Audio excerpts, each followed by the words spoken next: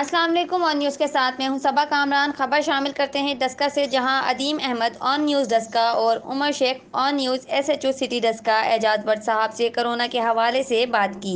یہ ایمرجنسی میں نکلتے ہیں وہ ماسک پہن کر نکلیں، تو یہ اپنے لیے بھی، اپنی صحت کے لیے بھی ضروری ہے، معاشرے کے لیے بھی یہ ضروری ہے۔ تو ہم سب کو اس SOP پر عمل درآمد کر کے اس کرونا کو شکست دینی ہے۔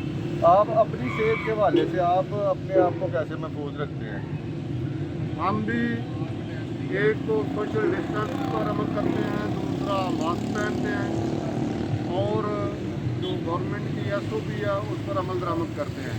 پہلے خود عمل درآمد کرتے ہیں، اس کے بعد لوگوں کو عمل درآمد کرنے کی تلقین کرتے ہیں۔ یہ تھے جی اعجاز صاحب ہمارے ساتھ ڈسکا سٹی کے SHO۔ جی سر۔